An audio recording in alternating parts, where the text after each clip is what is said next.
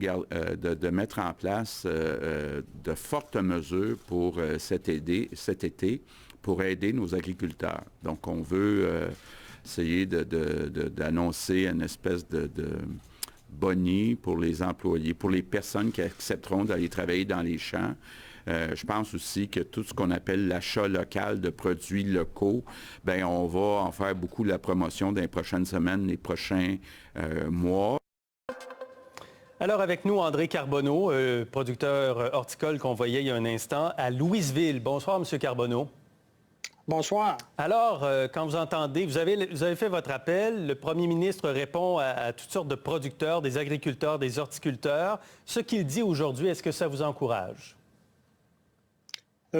Oui. Personne n'est contre la vertu, oui.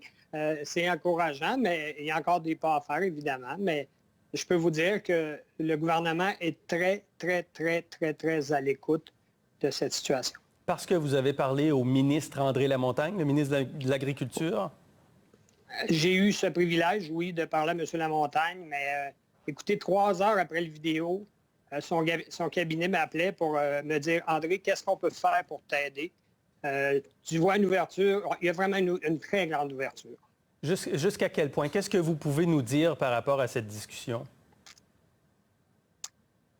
Ce que je peux vous dire, c'est que il va y avoir des annonces éventuellement qui vont se faire pour aider l'industrie. D'ailleurs, le premier ministre le dit, je ne vous annonce rien. Exact. Dépasser ça, écoutez, ce qu'il m'a dit, c'est qu'il va faire de son mieux.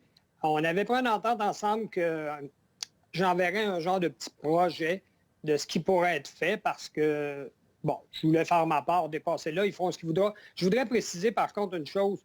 Je représente personne autre que moi-même dans cette histoire-là. Je ne suis pas représentant de personne. Là. C'est une opinion personnelle que j'ai émise, puis Facebook m'a donné une visibilité que je n'aurais même pas osé imaginer. Alors, c'est vraiment à titre personnel que je l'ai fait. On a fait une proposition, et puis ils vont l'étudier et en font ce qu'ils voudront. Vous êtes étonné de l'écho de Facebook, mais en même temps, votre message s'adressait au premier ministre et vous avez dit... Oui. Moi, je suis prêt à changer ma production pour tourner ça en légumes complètement, parce que vous faites des fleurs, là. Expliquez-nous votre proposition. Bon. Premièrement, il faut comprendre que cette vidéo-là était faite une journée où j'avais le moral un peu à plat. Première des choses. Puis deuxièmement, ça l'était fait one shot comme ça. J'ai dit à un employé, prends le show, je vais faire le show. Alors, écoutez, il y a peut-être des mots qui n'étaient pas bien pesés. Dans le sens que, je voulais dire, il y a moyen de se revirer de bord. De là à tout jeter, malheureusement, ça a évolué beaucoup. Si vous avez vu le nombre de commentaires sur cette vidéo-là, j'ai très bien entendu les gens nous dire « Non, attends un peu, oui, on en veut des légumes, mais on veut faire notre potager. Puis on veut aussi être capable de planter des fleurs. » C'est ce que les gens nous disent. Si vous lisez, c'est exactement ce qu'ils nous disent. Puis c'est un peu normal, il y a tout quoi de plus sécurisant que ça? Ben, je pense que non. C'est ce qu'on entend. Alors, mon idée était la suivante, c'est... Ben, je sais pas, en tout cas, mon idée était la suivante. Allez-y. Regardez, donnez-nous... J'ai dit au ministre, premièrement, déclarez-nous service essentiel. C'est important parce que j'ai 2 personnes, puis mes plantes, eux, la quarantaine, ils ont de la misère à comprendre ça, vous comprenez? Ben oui. Alors, il faut s'en occuper pareil. Fait que mettez-nous essentiel pour être capable de faire travailler notre monde, première des choses. Deuxième des choses, on voit que les gens veulent des plantes, bien, nos fleurs, on va les réduire. De toute façon, je pense que n'importe quel horticulteur présentement qui a des serres, s'il n'a pas compris qu'il est mieux de focusser le plus possible sur les légumes, bien, à mon avis, il y a une mauvaise vision du marché. Ça lui appartient, c'est correct. Alors moi, j'ai dit au ministre, gardez nos fleurs, c'est beau que vous permettiez des ventes, mais un matin, il va falloir les vendre. C'est-à-dire, on peut les produire, mais il va falloir les vendre. Alors, il faut que vous ouvriez les jardineries. Écoutez les gens, là, ils veulent être dans le potager, ils veulent être dans le plate-bande, puis entre vous et moi, on aime mieux les voir dans le potager que de les voir au centre d'achat. On est d'accord là-dessus.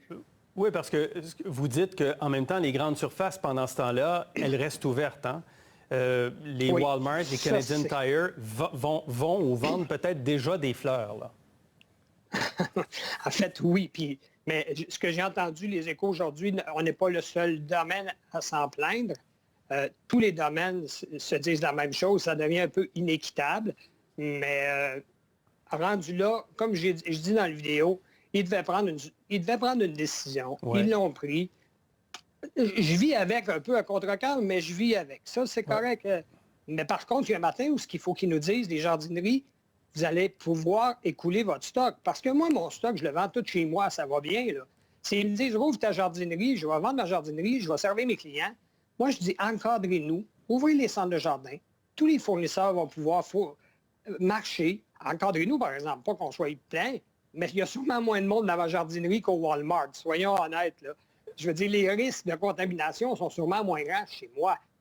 Bon, vous, ce que vous demandez, c'est un appui du gouvernement, un appui du ministère de l'Agriculture, un encadrement et faire en sorte aussi que vous soyez considérés comme service essentiel. Parce que là, vous êtes tout seul pratiquement à arroser vos serres, là, vos plantes. Effectivement, on est deux. Ce que je demande, c'est ouvrir les jardineries. Et après, c'est après ça que les légumes arrivent. Un coup que la jardinerie va être ouverte, les fleurs vont sortir, il va se créer de la place dans nos serres, dans les miennes. Je vais parler des miennes, OK? Il va se créer de la place dans mes serres. C'est facile pour moi si le gouvernement se décide demain matin et dit « Hey, tout le monde, là, on travaille ensemble, main dans la main. Il faut que vous compreniez que c'est pas contre les maraîchers, c'est pas... Mais il faut tout travailler main dans la main. L'idée, c'est qu'on va avoir moins de légumes qui rentrent de l'extérieur. Vous ne voulez pas remplacer les maraîchers? Pas du tout. Ah non, on veut devenir complémentaire. Puis je veux faire des fleurs, moi. Quand la crise sera passée, là, moi, je suis un gars de fleurs. Je veux faire des fleurs. Je veux continuer à faire ce que je veux. Sauf que aujourd'hui, dans ce temps-là, si je prends, puis je vais le faire. De toute façon, que le gouvernement dise ce qu'il veut, je vais le faire. Je vais me semer des légumes, je vais les produire en pot, en contenant.